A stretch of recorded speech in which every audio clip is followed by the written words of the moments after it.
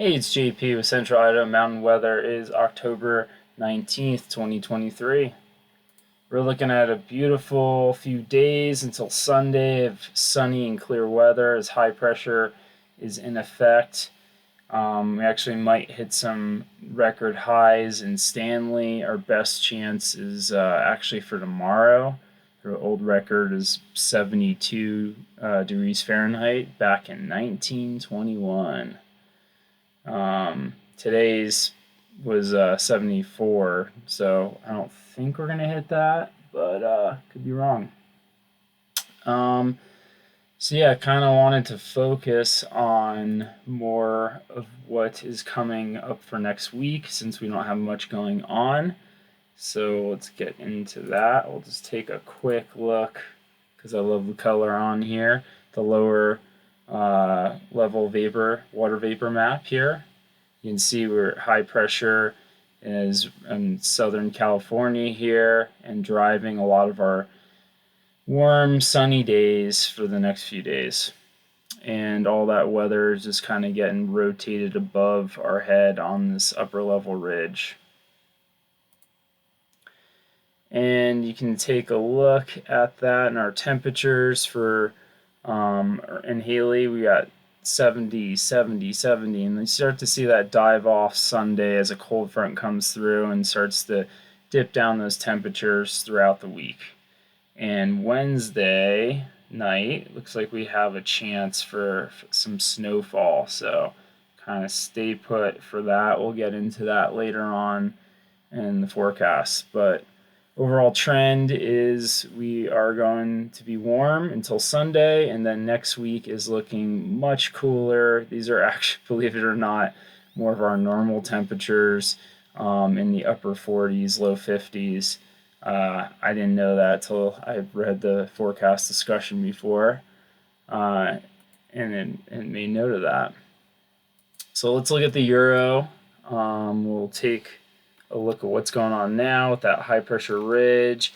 You can see that just stays overhead until this weak trough system comes into place Sunday night and brings in that cold front and then starts to shift downwards out this way.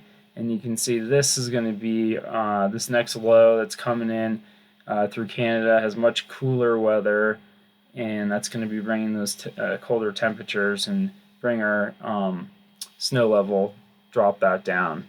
So you can see this nice closed low coming in for Wednesday, Thursday, and that looks like it's going to be our main contributor to our next round of moisture.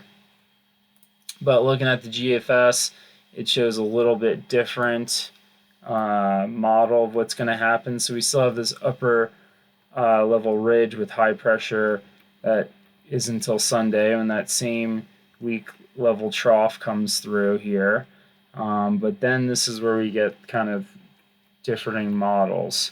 So you have this closed low down here, which actually looks like it becomes more of a cutoff low. So we have the main jet stream up to the north here, and this low gets pushed away down here and doesn't have anything to move it out of this direction. So kind of just remains stuck here producing the same weather day after day until something else pushes it over to the east. So that's kind of a cool thing going on there, close low. But what I was wanted to get into is more that trough stays way higher. It doesn't even really become a closed low, that thing that came out of Canada. It's going to stay higher above us and actually have more of this like zonal flow, almost kind of borderline high pressure that we'd be in instead of what the euro is saying. So pretty big model disagreement there, but that is almost a week out at this point, so we're kind of in fantasy land a little bit with that one. I wanted to show you some other cool things I've been playing with, checking out these new graphs. This is kind of a newer organization that I think partners up with NOAA and NWS. So this is the Center for Western Weather and Water Extremes. So they monitor atmospheric river, so they kind of came up with the language on that. And there's a whole different scale that I'll get into another day on that. But this is looking at the Bigwood River Basin and some of the 7-day calculations for how much rain we're going to get based on the different models, which I think is kind of a slick way to look at the long-term forecast. And the Euro is based on what we were seeing before. If that model plays out, we're looking at half an inch of water over the next 7 days. So that's not significant, but that's going to be enough to put snow in the mountains and rain on the valley floors. And possibly Wednesday night actually have snow on the valley floor here.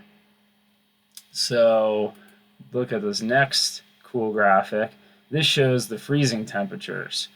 So when this first cold front comes through, the snow level's still fairly high, 8 to 9,000 feet with this first round of moisture.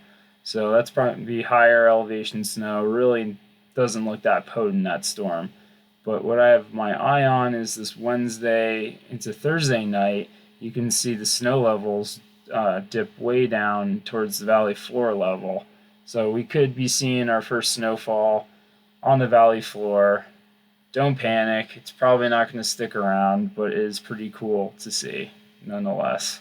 So we'll see what happens as these models progress, and hopefully they become more in line and we can start seeing some snow on the ground. Got to dig out the snowboards and start measuring some SWE. So I hope you have a good day, good next few days with that nice clear weather, and we'll check back in a couple of days.